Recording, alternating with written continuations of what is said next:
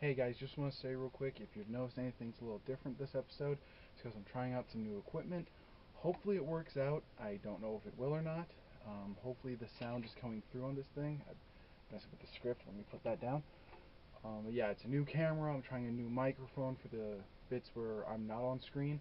So hopefully it works out, and I hope it goes okay. Alright, let's get into the episode.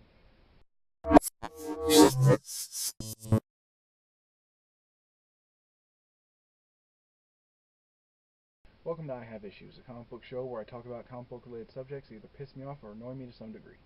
Today we're going to be talking about something that's been on my mind for a bit, so let's talk about Cyclops. Cyclops is one of my favorite comic book characters, but I understand that he's not a very well liked character. And while I don't know the character's full history, I think I can kind of understand why, both from what I've read and briefly learned after skimming over a few wiki pages. That's not really what I'm here to talk about. I just wanted to mention that I'm aware of the stuff surrounding this character before we get into it.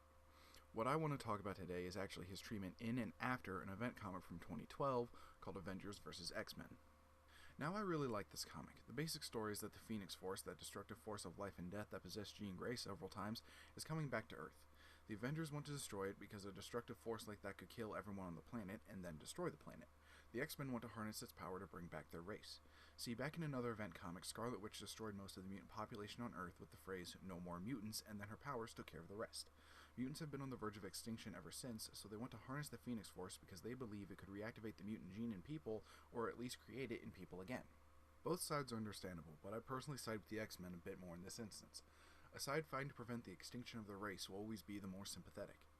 Both sides fight, eventually leading to Iron Man creating a device he believes can kill the Phoenix. But it ends up failing. Instead, it splits the Phoenix into 5 separate pieces that go on to possess 5 different mutants: Cyclops, Emma Frost, Colossus, Magic, and Namor. Things go well for a bit. The Phoenix Five, as they come to be called, do what they can to help fix and make things better on the planet, while the Avengers work to stop them for fear of what might happen if the 5 Phoenix-enhanced mutants lose control. The sad thing is they do, one by one. Namor loses control first, and when he's stopped, his part of the Phoenix goes back to the other 4.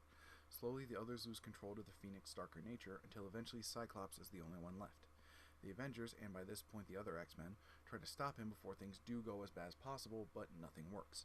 Cyclops finally crosses over to Dark Phoenix territory with the murder of Professor X, and this is where the point of this episode comes into play. Cyclops goes full on Dark Phoenix, ready to kill everyone and everything. He is eventually stopped, of course, and after that he's thrown in prison, one for his actions during the fights with the Avengers, endangering the planet, and for killing Professor X. This ends up shaping Cyclops' character all the way up until his death a few years later, and to me feels more than a little unfair. He's blamed completely for the death of Xavier, and yeah, he should be punished for any sort of bad thing he did, but the comic clearly shows that Cyclops wasn't the one in control during all of that. During the fight with Dark Phoenix Cyclops, we see a frame, a single frame mind you, that shows he's not the one doing all of this. Cyclops gets hit so hard that when he falls, the Phoenix control slips for an instant. And in that instance, we see Cyclops terrified over what's just happened and begging the others to kill him before things get worse. That to me raises questions about his guilt in Xavier's death, but that was never really questioned after this point in the comics. Don't get me wrong, Cyclops does some pretty questionable things in this comic, but I can't really disagree with him. He's coming from a perspective that I, and every other human character in this comic, can't really hope to understand. These are people facing extinction, and most of them are willing to take a chance on something that pulls them back from that edge. The Avengers' fear is understandable. The Phoenix is terrifying, but that fear, along with the X-Men's, specifically Cyclops, desperation results in all of the bad things that happen both in this comic and to Cyclops as a character. And like I said, this ended up shaping his character until his death. Cyclops stayed in prison for a while, but as it turns out, the Phoenix did exactly what he wanted it to do, brought back the mutant gene. Mutants started popping up everywhere, some brought to the school and others not ending up as well off. Cyclops was led to believe that mutants were being killed in the streets, according to the webpage I found since I don't know what issue that was in, and broke out of prison. He formed his own X-Men team and started a secret school to hide out in.